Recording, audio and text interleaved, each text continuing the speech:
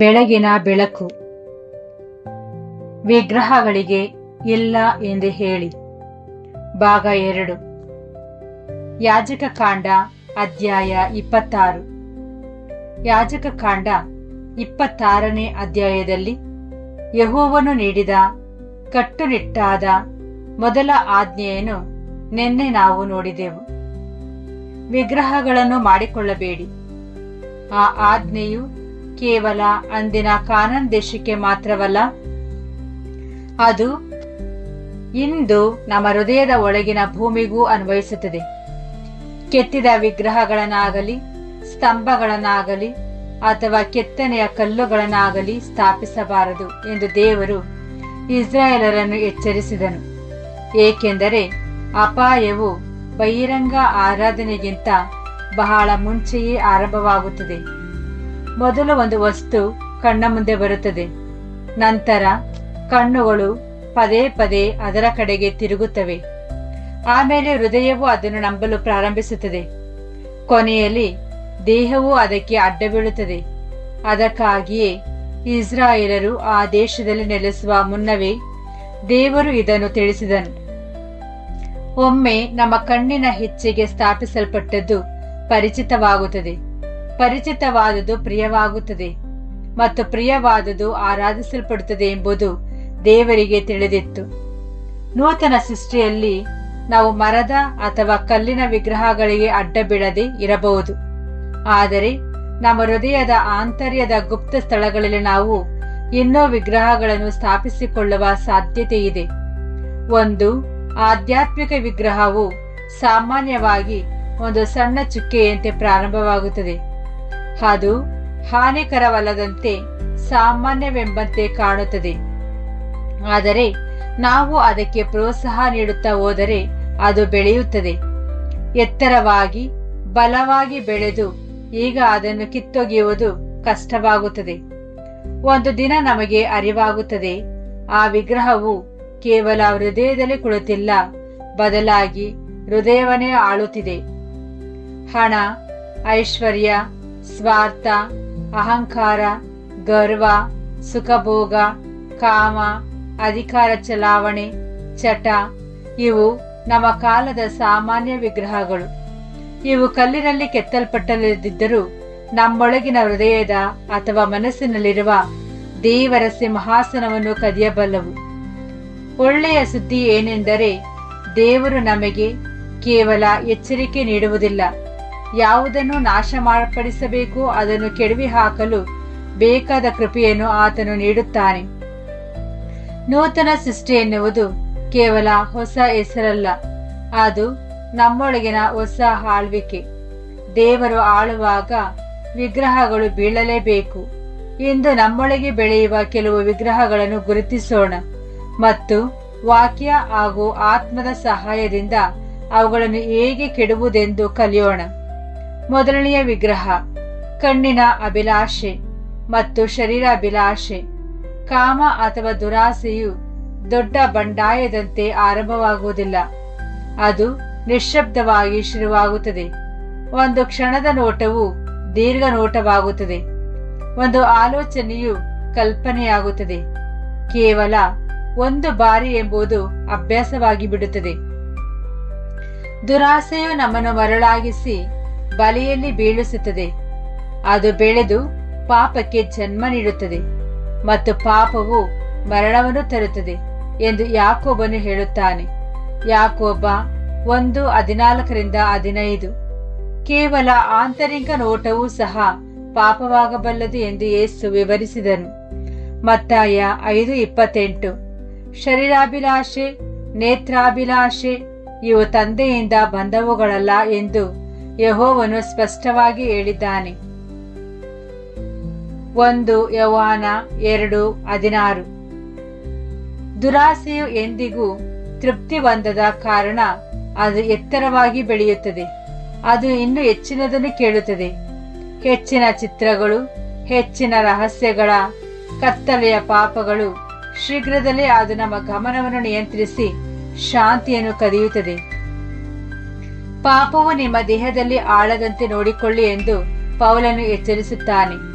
ರೋಮಾಪುರದವರಿಗೆ 6:12. ಹಾಗಾದರೆ ಈ ವಿಗ್ರಹವನ್ನು ಕೆಡವಿ ಹಾಕುವುದು ಹೇಗೆ? ಅದಕ್ಕೆ ಅಲಂಕಾರ ಮಾಡುವುದರಿಂದಲ್ಲ, ಅಥವಾ ಅದರೊಂದಿಗೆ ಸಂಧಾನ ಮಾಡಿಕೊಳ್ಳುವುದರಿಂದಲ್ಲ, ಬದಲಾಗಿ ಅದರ ಆಹಾರವನ್ನು ಕತ್ತರಿಸುವುದರಿಂದ. ಯೇಸು ಕಠಿಣ ಮಾತುಗಳನ್ನು ಬಳಸಿದನು.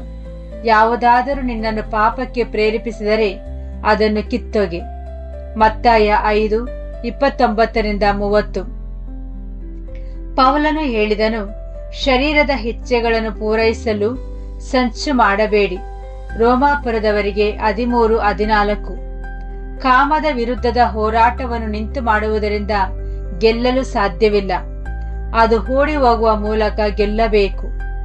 ಯೌವನದ ಇಚ್ಛೆಗಳಿಗೆ ದೂರವಾಗಿ ಓಡಿ ಹೋಗು. 2 ತಿಮೋತಿಯ 2:22. ಜಾರತ್ವಕ್ಕೆ ದೂರವಾಗಿ ಓಡಿ ಹೋಗಿರಿ.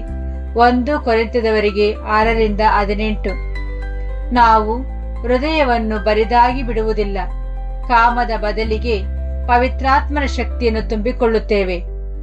ಆತ್ಮನ ಪ್ರೇರಣೆಯಂತೆ ನಡೆಯಿರಿ, ಆಗ ನೀವು ಶರೀರದ ಇಚ್ಛೆಗಳನ್ನು ಪೂರೈಸುವುದಿಲ್ಲ. ಗಲಾತ್ಯದವರಿಗೆ 5:16. ದೇವರ ವಾಕ್ಯದಿಂದ ನಮ್ಮ ಮನಸ್ಸನ್ನು ತುಂಬಿಕೊಳ್ಳಬೇಕು. ಕೀರ್ತನೆ 11, ಕೀರ್ತನೆ 119, 9 ಮತ್ತು 11. ಎರಡನೆಯ ವಿಗ್ರಹ ಲೌಕಿಕ ಐಶ್ವರ್ಯದ ಮೇಲಿನ ಲೋಭ, ದುರಾಸೆ. ಹಣದ ಆಸೆಯೂ ಅಷ್ಟೇ ಸಣ್ಣದಾಗಿ ಶುರುವಾಗುತ್ತದೆ. ಇನ್ನು ಸ್ವಲ್ಪ ಬೇಕು ಎನ್ನುವುದು ದಿನದ ಪ್ರಾರ್ಥನೆಯಾಗುತ್ತದೆ. ಹಣವು ಕೇವಲ ಒಂದು ಸಾಧನವಾಗಿರದೆ ನಂಬಿಕೆಯ ಆಧಾರವಾಗಿ ಬದಲಾಗುತ್ತದೆ.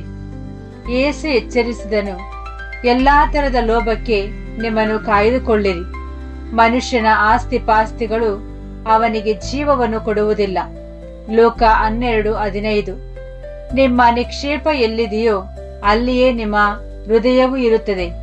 ಮತ್ತಾಯ 6:21. ಲೋಭವು ಬೆಳೆದಂತೆ ಕುಟುಂಬದ ಸಮಯ, ಪ್ರಾಮಾಣಿಕತೆ ಮತ್ತು ಶಾಂತಿಯನ್ನು ನುಂಗಿ ಹಾಕುತ್ತದೆ. ಹಣದ ಮೇಲಿನ ವ್ಯಾಮೋಹವು ಅನೇಕ ದುಃಖಗಳಿಗೆ ಕಾರಣವಾಗುತ್ತದೆ. 1 ತಿಮೋತಿಯ 6:9-10. ಇದನ್ನು ಕೆಡುವುದು ಹೇಗೆ? ಮೊದಲನೆಯದಾಗಿ, ಐಶ್ವರ್ಯವು ನಮ್ಮನ್ನು ರಕ್ಷಿಸುತ್ತದೆ ಎಂಬ ಸುಳ್ಳನ್ನು ಅರಿತಿರಬೇಕು. ನಂತರ, ಇರುವುದರಲ್ಲಿಯೇ ತೃಪ್ತಿ ಎಂಬ ಗುಣದಿಂದ ಹೋರಾಡಬೇಕು. ನಿಮ್ಮಲ್ಲಿರುವುಗಳಲ್ಲೇ ತೃಪ್ತರಾಗಿರಿ, ಯೆಹೋವನು ನಿನ್ನನ್ನು ಕೈಬಿಡುವುದಿಲ್ಲ ಎಂದು ಹೇಳಿದ್ದಾನೆ. ಇಬ್ರಿಯರಿಗೆ 13:5. ಉದಾರತೆಯ ಮೂಲಕ ನಾವು ಹಣದ ಸಿಂಹಾಸನವನ್ನು ಮುರಿಯಬಹುದು. ನಾವು ಒಬ್ಬನೇ ಯಜಮಾನನನ್ನು ಆರಿಸಿಕೊಳ್ಳಬೇಕು. ದೇವರಿಗೂ ಹಣಕ್ಕೂ ಏಕಕಾಲದಲ್ಲಿ ಸೇವೆ ಮಾಡಲು ಸಾಧ್ಯವಿಲ್ಲ. ಮತ್ತಾಯ 6:24. ಮೂರನೇ ವಿಗ್ರಹ ಅಹಂಕಾರ ಮತ್ತು ಸ್ವಪ್ರಾಮುಖ್ಯತೆ. ಅಹಂಕಾರವು ಪ್ರಶಂಸೆಯ ನಿರೀಕ್ಷೆ ಅಥವಾ ಗೌರವ ಸಿಗದಿದ್ದಾಗ ಉಂಟಾಗುವ ಅಸಮಾಧಾನದಿಂದ ಶುರುವಾಗುತ್ತದೆ. ಗರ್ವವು ಜಗಳವನ್ನು ತರುತ್ತದೆ ಮತ್ತು ನಾಶಕ್ಕೆ ದಾರಿಯಾಗುತ್ತದೆ. ಜ್ಞಾನೋಕ್ತಿ 13:10, 16-18. ಅಹಂಕಾರವು ಬೆಳೆದಂತೆ ನಾನೇ ಸರಿ, ನನಗೆ ಗೌರವ ಬೇಕು ಎಂಬ ಹಠ ಹೆಚ್ಚಾಗುತ್ತದೆ. ಇದನ್ನು ಕೆಡವಿ ಹಾಕುವುದು ಹೇಗೆ? ದೇವರ ಮುಂದೆ ನಮ್ಮನ್ನು ತಗ್ಗಿಸಿಕೊಳ್ಳುವ ಮೂಲಕ ದೇವರು ಅಹಂಕಾರಿಗಳನ್ನು ಎದುರಿಸುತ್ತಾನೆ, ದೀನರಿಗೆ ಕೃಪೆ ತೋರಿಸುತ್ತಾನೆ. ಯಾಕೋಬ 4:6. ಕ್ರಿಸ್ತನ ಮನಸ್ಸನ್ನು ಧರಿಸಿಕೊಳ್ಳಿ, ಇತರರನ್ನು ನಿಮಗಿಂತ ಶ್ರೇಷ್ಠರೆಂದು ಎಣಿಸಿ. ಫಿಲಿಪಿಯರಿಗೆ 2:3-5. ನಾಲ್ಕನೆಯ ವಿಗ್ರಹ ವ್ಯಸನ. ನಮ್ಮನ್ನು ಆಳುವ ಯಾವುದೇ ವಿಷಯ, ಅದು ಕುಡಿತ, ಮಾದಕ ದ್ರವ್ಯ, ಅಶ್ಲೀಲತೆ, ಜೂಜು ಅಥವಾ ಮೊಬೈಲ್ ಟಿವಿಗಳಂತ ಎಲೆಕ್ಟ್ರಾನಿಕ್ ಪರದೆಗಳ ಚಟವಿರಬಹುದು. ಇದು ನನಗೆ ಆರಾಮ ನೀಡುತ್ತದೆ ಎಂದು ಶುರುವಾಗುವುದು, ನಂತರ ನಮ್ಮನ್ನು ಗುಲಾಮಗಿರಿಯನ್ನಾಗಿ ಮಾಡಿಸುತ್ತದೆ. ಯಾವುದಕ್ಕೂ ನಾನು ದಾಸನಾಗಲಾರೆ ಎಂದು ಪೌಲನು ಹೇಳಿದನು. 1 ಕೊರಿಂಥದವರಿಗೆ 6:12. ಯೇಸು ಹೇಳಿದನು, ಪಾಪ ಮಾಡುವವನು ಪಾಪಕ್ಕೆ ದಾಸ. ಕುಮಾರನು ನಿಮ್ಮನ್ನು ಬಿಡುಗಡೆ ಮಾಡಿದರೆ ನೀವು ನಿಜವಾಗಿಯೂ ಸ್ವತಂತ್ರರಾಗುವಿರಿ. ಯೌವಾನ 8:34-36. ವ್ಯಸನವನ್ನು ಕೆಡುವುದು ಹೇಗೆ? ಮೊದಲು ಅದನ್ನು ಅಪರಾಧ ಅಥವಾ ದಾಸತ್ವ ಎಂದು ಒಪ್ಪಿಕೊಳ್ಳಿ. ಪಾಪಕ್ಕೆ ಅವಕಾಶ ನೀಡುವ ಸಂದರ್ಭಗಳನ್ನು ಕತ್ತರಿಸಿ ಹಾಕಿ ಪವಿತ್ರಾತ್ಮನಿಂದ ತುಂಬಿರಿ.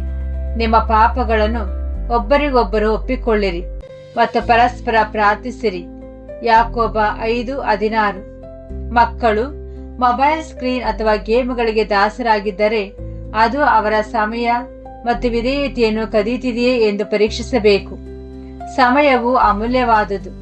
ಅದನ್ನು ದೇವರ ಮಹಿಮೆಗಾಗಿ ಬಳಸಬೇಕು ಎಂಬುದನ್ನು ನೀವು ಗ್ರಹಿಸಿಕೊಳ್ಳಬೇಕು. ಹಾಗಾದರೆ ವಿಗ್ರಹ ಎಂದರೇನು? ದೇವರ ಸ್ಥಾನವನ್ನು ಆಕ್ರಮಿಸಿಕೊಳ್ಳುವ ಯಾವುದೇ ವಿಷಯವೇ ಆಗಿದ್ದರೂ ಅದು ವಿಗ್ರಹವೇ. ಅದು ಅತಿಥಿಯಾಗಿ ಬಂದು ಬಾಡಿಗೆದಾರನಾಗಿ ಉಳಿದು ನಂತರ ಯಜಮಾನನಾಗಿ ಬಿಡುತ್ತದೆ. ಆದರೆ ದೇವರು ಅದನ್ನು ಕೆಡವಲು ಕೃಪೆ ನೀಡುತ್ತಾನೆ. ಯಾಕೋಬನು ಸರಳವಾದ ಹಾದಿ ತೋರಿಸಿದ್ದಾನೆ.